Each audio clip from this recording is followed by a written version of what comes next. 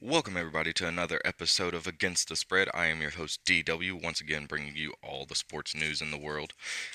Today, we're going to be talking about the Divisional Round. Uh, Not much news going on this week in the world of NFL outside of the playoffs. Um, so, let's get it started. First off, we have the Colts and the Chiefs. Uh, Final score here was 31 to 13. Not very competitive. Uh, Mahomes had his way with this Colts defense, 4 rushing touchdowns. It wasn't pretty. We saw who the better team was this week. I expected the Colts to come out and be competitive. They could never get the run game started. Just nothing went right for them. Uh, Luck went 19 for 36, 203, one touchdown, but no interceptions. Marlon Mack went 9 for 46, 87 rush yards as a team whole. That's way down compared to last week when it was 200. Um, T.Y. Hilton went 4 catches, 60 yards. Once again, had 10 targets. He is not catching the ball. Inman stepped up this week big time. He had the four catches for 55 yards. Um, Eric Ebron went 5 for 51 with 9 targets, and then Rodgers went 5 for 30 with 6 targets. Um, Darius Leonard was the one bright spot on this defense with 14 tackles. That's about the only bright spot on the defense this week because Mahomes just knew exactly what they were doing this week. He had no problems getting the ball down the field.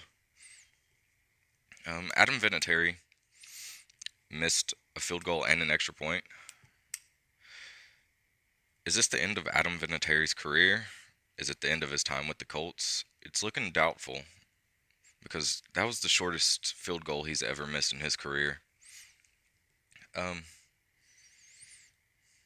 He's been he's been in the league a long time,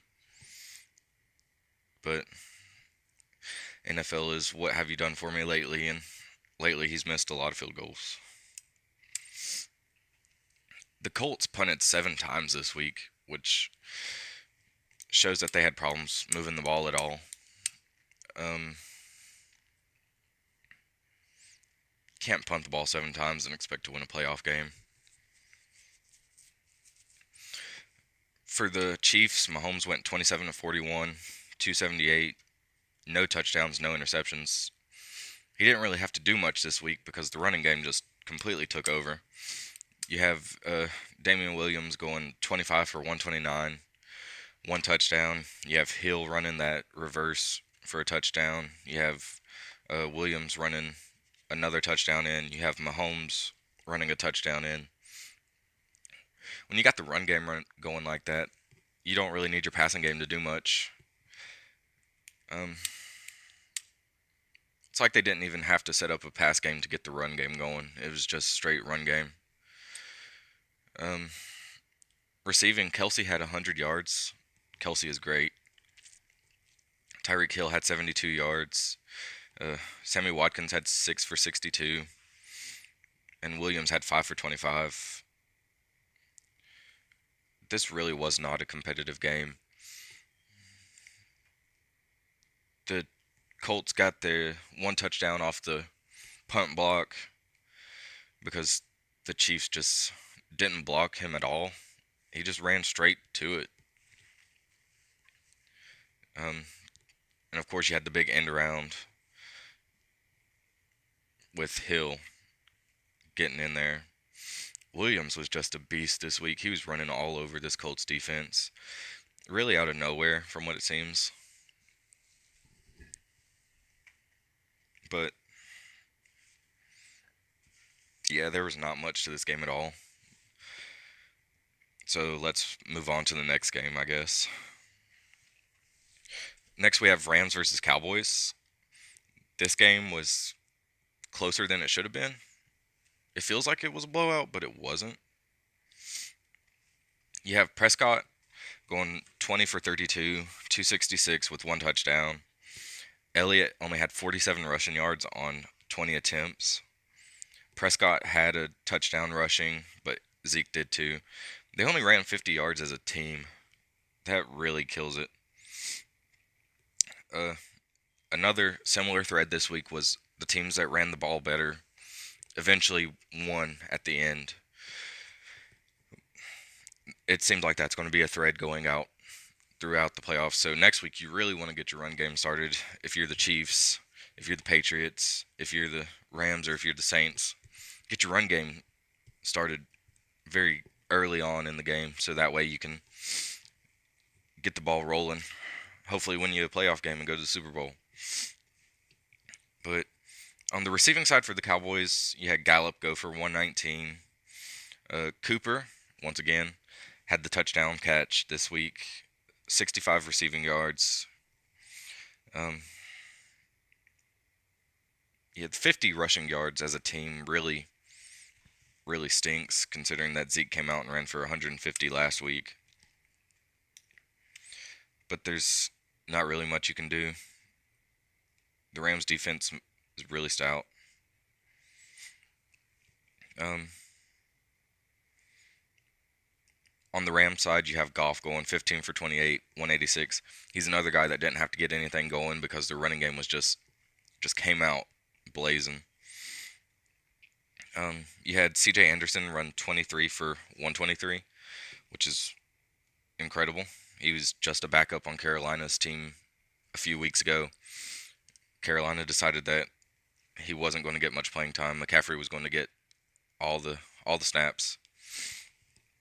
So they let him go. Rams picked him up, and now this week he's a big factor in winning the division game for the Rams. He's going to go into the conference playoffs, maybe the Super Bowl. He had 2 rushing touchdowns this week. Incredible. Gurley still was impressive, 16 for 115. He had a rushing touchdown. The team as a whole ran for 273 yards. They ran the ball 48 times and only passed the ball 28 times.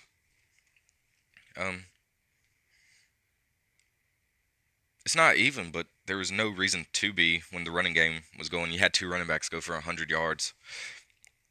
Goff did what he could do to keep first downs going, but the running backs took care of the rest. Right? For receiving on the Rams side, you had Woods go for 69 yards, you had Cooks go for 65, and you had Higbee go for 30.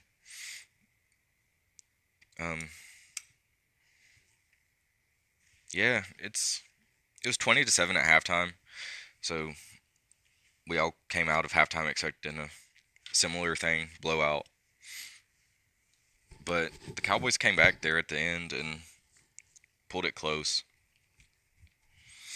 But the run game just burned them this week on both sides.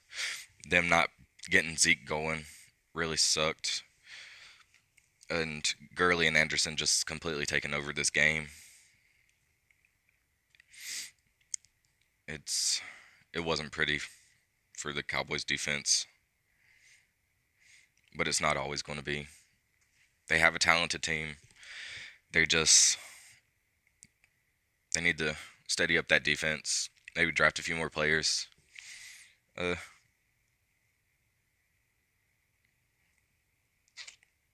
that's about all I can say for that. Next, we have the Chargers versus the Patriots, and once again, not a very close game. This is supposed to be the best weekend in football, and there were seemingly 3 games that weren't close at all. For the Chargers side, you had Rivers go 25 for 51, less than 50% passing. Same problem I had with Jackson last week. He didn't throw 50%. He did throw 331 yards and 3 touchdowns this week with an interception. But there's another thing with the Chargers, same thing as the Cowboys. They couldn't get the run game going at all, while the Patriots had it rolling. Just seemed like completely opposite of last week when the Chargers kind of got the run game going. We're feeding Gordon. But this week he only ran the ball 9 times. Only 15 yards. So that was a 1.7 average. And one touchdown. The team as a whole ran the ball 10 times for 19 yards. That is scary. I guess when you're playing from behind, you got to end up throwing the ball a lot, but just completely give up the run game early, it seems like.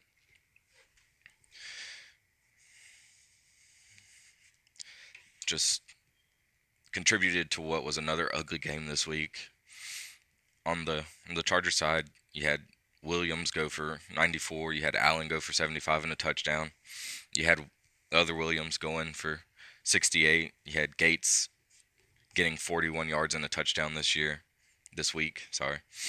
And Jackson having 22 yards and Green having one catch for 1 yard with one touchdown. Doesn't get much better than that. They punted 6 times this week, where the Colts punted 7 times. It's the same thing. Can't really punt the ball 6 times and expect to win big games.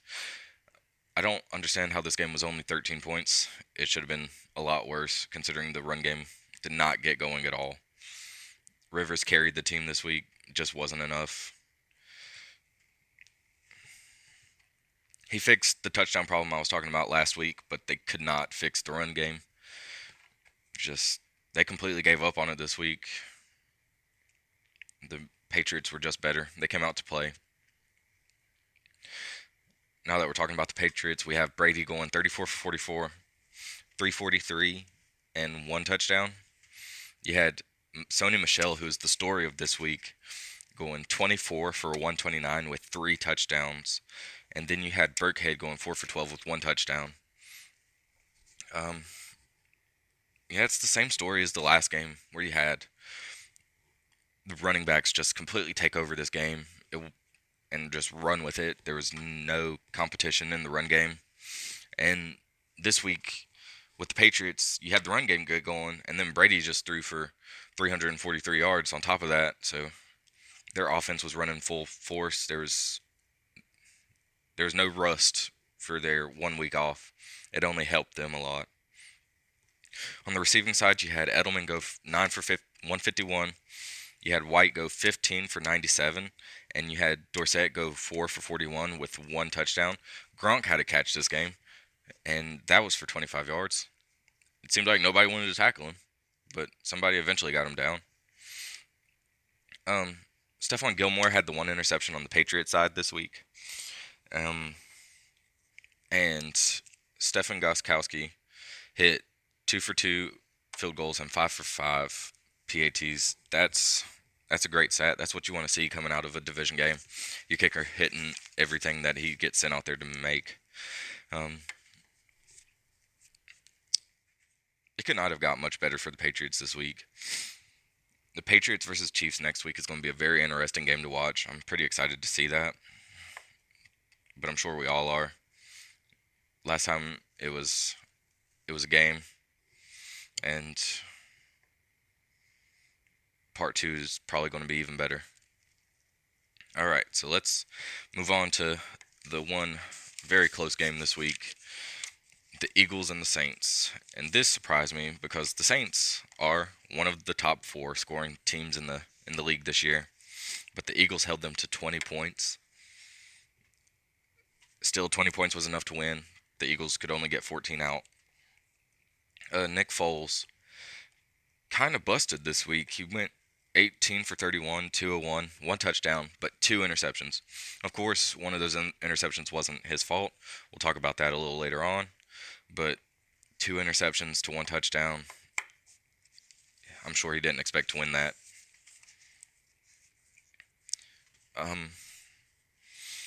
Smallwood ran 10 for 33. Aguilar ran 1 for 12. Foles ran 2 times for 0 yards, but he got the touchdown. And the team as a whole ran 16 times for 49 yards. They did not get very many plays, and it shows. They had 47 chances just passing and rushing to get the ball out. Tried to score points, but they just couldn't do it. On the opposite side of that, you have the Saints going for almost 80 plays. It wasn't even fair. Um, Receiving, you had Ertz go 5 for 50, Matthews go 1 for 37, Sproles go 3 for 21. Um,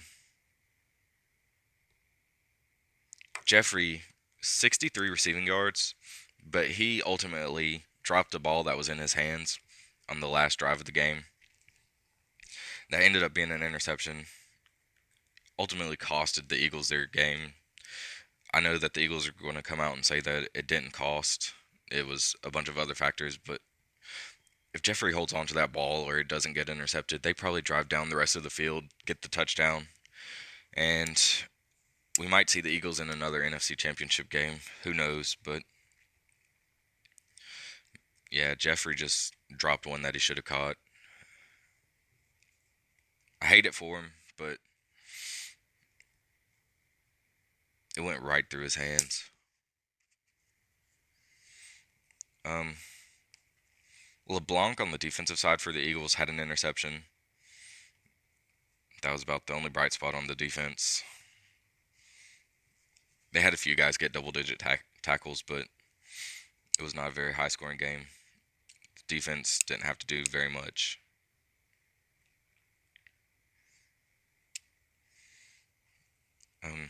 On the Saints side, you have Breeze going 28 for 38, 301 yards, 2 touchdowns, and an interception.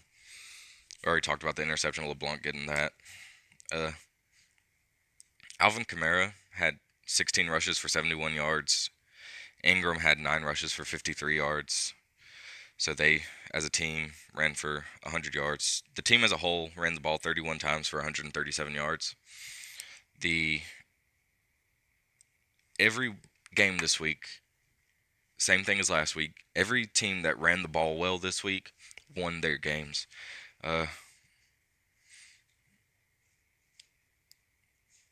You have the Chiefs with Williams, 129 yards. You have the Rams with Anderson and Gurley both going for 100 yards. You have Sony Michel this week going for 129 yards. Kamara and Ingram, neither one of them got 100 yards, but the team on the other side of the ball only ran 49 yards all game. So it didn't have to be very competitive. Plus, Drew Brees was just on fire this week. Michael Thomas, as much as his attitude off the field bothers a lot of people, he's great on the field. 12 catches, 171 yards, a touchdown. Ginn had 3 catches for 44 yards. Kamara had 4 catches for 35 yards. And Kirkwood had 2 catches for 8 yards and a touchdown. This was a very close game. Came down to the very end. Ultimately, it was that interception that falls through that helped seal the game for the Saints. It's been fun. I'm excited for next week to see what happens with the conference games. Patriots versus Chiefs is going to be fun, and the Saints and Rams is going to be fun. The 4 teams that made the conference championships this year are the 4 teams that led the league in scoring. So hopefully we see a bunch of high-scoring games. I saw that the bookies have the over-under for both of these games sitting at 57 and 57.5. So I'm pretty excited. My 2 picks for this week are probably going to be the Chiefs and the Saints. I'd like to see the Rams win just to get a repeat of Chiefs-Rams because that was probably the best game of the year. But the Saints just do what it takes to win. And the Chiefs are just way good this year. It's probably one of the best teams Andy Reid has ever taken into the playoffs. Because Mahomes is just on fire. He led the league in touchdown passes this year. He just set the world on fire.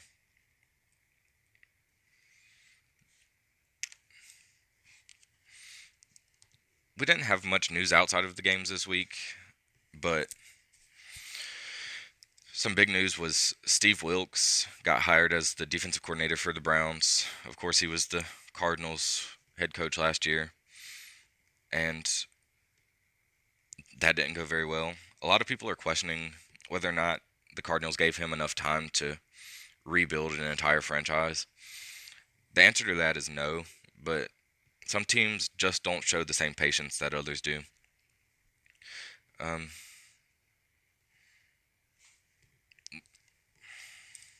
there's not much you can say about that. Steve Wilkes just couldn't get wins last year. Rosen just didn't perform. It was a bunch of different factors. It just wasn't what Steve Wilkes was doing as a head coach. But now I'm sure the Browns defense is going to be stout. Carolina's defense was stout when he was their defensive coordinator. You can expect the Browns to blitz a lot. That's something that Steve Wilkes is known for, is heavy blitzes. And it's going to be fun to watch the Browns defense this year coming up, along with Baker Mayfield on the other side of the ball. The Browns could really do some damage next year.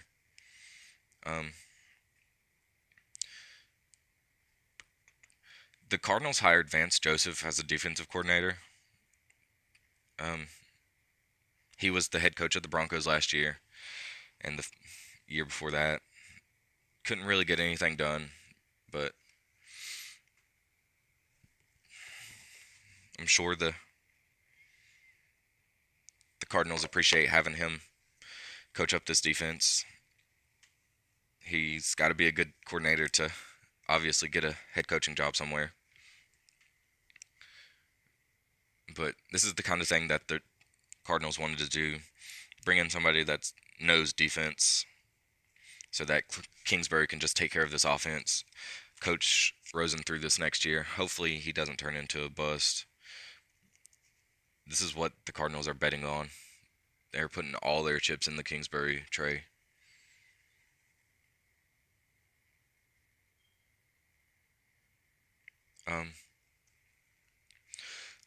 I see that the Dolphins are trying to hire the Flores, Brian Flores. He's the linebackers coach for the Patriots. I really appreciate it if you watched the last episode, um, and thank you for sticking around this long for this episode. And that's all I have for you guys this week. Thank you.